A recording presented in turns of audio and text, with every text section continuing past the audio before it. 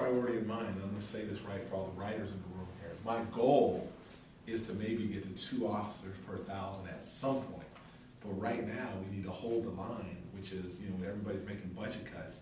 We need to hold the line, and I think to your point, this is a perfect example of where we don't have the capacity. Fresno, another city that's similar in size, that we don't have the resources and the manpower to dispatch or deploy people in these areas. And I think all those things, I would love, as a mayor, to really consider, those particular issues. One other issue that I learned too, is that even the cameras that are in these intersections, they're monitored by the county and not the city. So they're, everything seems so much more complicated than it has to be, unfortunately. 2 more questions? Mayor, which plan do you support for the Curtis Park development, the rail yard? I guess the residents have. I'm sorry, say. The Curtis Park rail yard development? Yeah.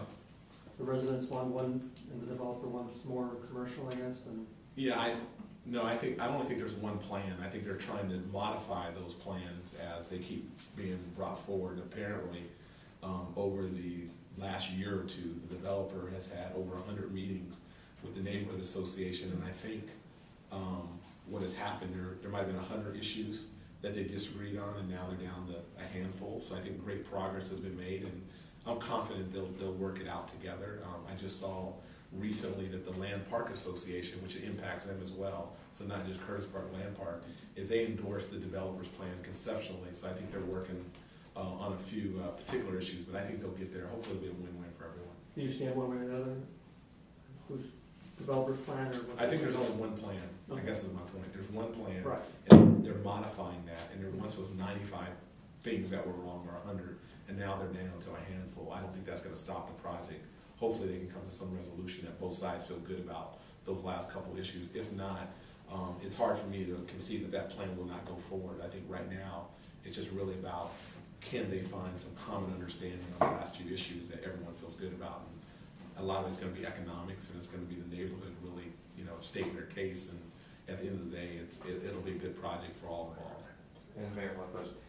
Do you need the other council members to be unified with this JK&L development, especially Tretheway, I guess? Do we need them to be unified? You guys, we all kind of have the same vision, and I guess everybody kind of be on the same boat as what the city should do.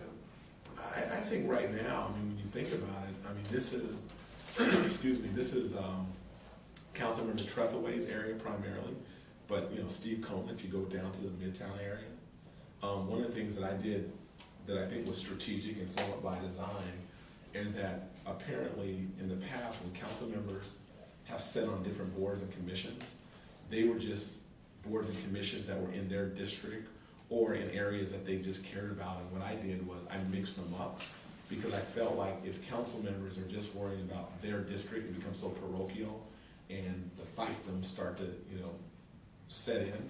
So if you take Lauren Hammond, I put Lauren Hammond on the downtown partnership so that she could have a perspective in downtown. Naturally, Councilmember Tretheway and Councilmember Cohen would be.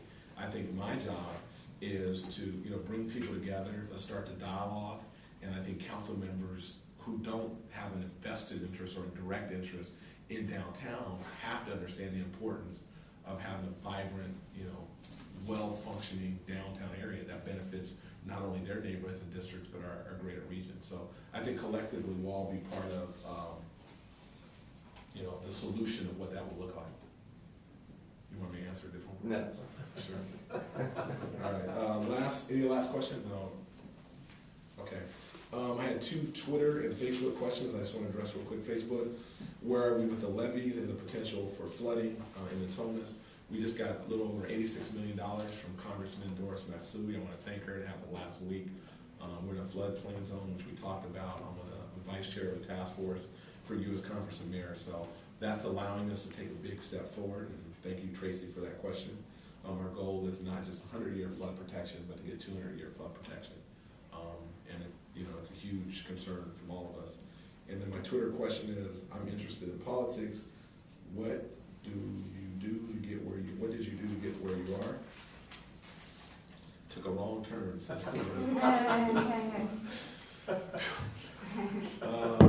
I grew up with a family that was very engaged in the political process growing up, and I went to UC Berkeley, so that was a very engaged student body, and majored in political science, came back, have been doing community development work, and ultimately I thought the greatest thing you can do for your city is be a public servant. I was at a stage in my career where I felt I could make that choice, and quite frankly, I wanted Sacramento to be a really cool city, a world-class city, and I didn't feel like I could stand on the sidelines and complain. Maybe I can help make that happen, and that would be my answer to, she doesn't have a name here. All right, anything else? All right, thank you guys. Thank you guys.